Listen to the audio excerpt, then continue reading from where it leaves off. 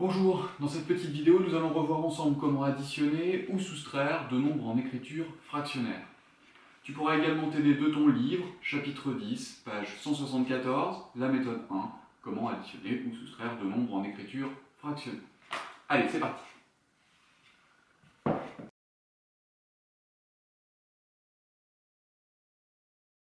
Commençons par un petit récapitulatif de ce qu'il ne faut pas faire. Par exemple, pour additionner 1/2 plus 1/4, il ne faut pas écrire que c'est égal à 2/6. Autrement dit, il ne faut pas ajouter les numérateurs entre eux et les dénominateurs entre eux. Pourquoi? Illustrons cela avec un petit schéma. Prenons l'unité et partageons-la en 4 parts égales. Il n'est pas très difficile de représenter la fraction 1/2 sur ce schéma. Je vais assurer 2 cases. Nous avons donc ici 1/2. On s'aperçoit que 1/2 est donc égal à 2/4.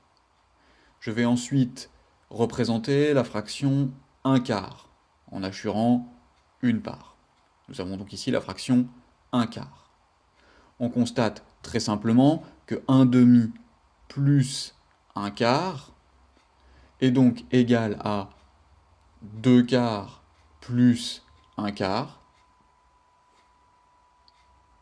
Autrement dit, 1/2 plus 1/4 est égal à 3/4 et pas 2/6. Pour ajouter ou pour soustraire des fractions, il faut donc les mettre au même dénominateur. Ici, nous avons mis les deux fractions sur 4. Nous allons illustrer cette méthode de mettre au même dénominateur pour additionner ou soustraire sur deux autres exemples. Prenons tout d'abord l'exemple de 11 septièmes plus 5 sur 21. Ici, nous allons donc essayer à nouveau de mettre au même dénominateur. Quel dénominateur va-t-on choisir? On remarque assez vite que 21 est égal à 3 fois 7. Autrement dit, que 21 est un multiple de 7. Nous allons donc choisir comme dénominateur 21. La deuxième fraction est déjà sur 21, donc pas de travail avec celle-ci. Pour la première, nous avons donc remarqué que en multipliant 7 par 3, on obtenait 21, donc on va multiplier le dénominateur 7 par 3, et pour ne pas changer le nombre, nous allons également multiplier le numérateur par 3.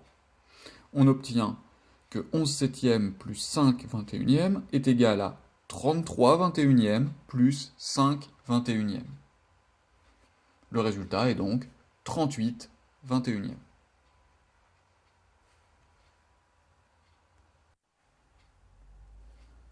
Prenons ensuite l'exemple de 3/2 moins 6 septièmes. Comme pour les additions, lorsque l'on veut soustraire deux fractions, il faut les mettre au même dénominateur. Mais quel va être le dénominateur à choisir ici? 7 n'est pas un multiple de 2, et 2 n'est pas un multiple de 7. Alors pour trouver un dénominateur commun, nous allons chercher un multiple commun à 2 et à 7. Commençons par une liste incomplète des multiples de 2. 2, 4, 6, 8, 10, 12, 14, etc. Regardons maintenant les multiples de 7. 7, 14, 21, 28, etc. On peut remarquer que 14 est à la fois un multiple de 2 et un multiple de 7. On peut donc choisir comme dénominateur commun 14. Remarquez qu'on aurait pu également prendre 28, qui est aussi un multiple de 2 et un multiple de 7.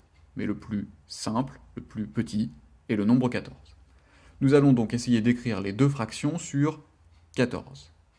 Pour ce faire, le dénominateur de 3/2, le 2, doit être multiplié par 7. Pour ne pas changer la fraction, on multiplie également le numérateur par 7. Pour 6 septièmes, le dénominateur, 7, doit être multiplié par 2. On va donc multiplier le numérateur et le dénominateur par 2. On obtient donc 3/2 moins 6 septièmes, peut s'écrire 21 quatorzièmes moins 12 quatorzièmes. Il ne reste plus qu'à faire la soustraction pour obtenir le résultat 9 quatorzièmes.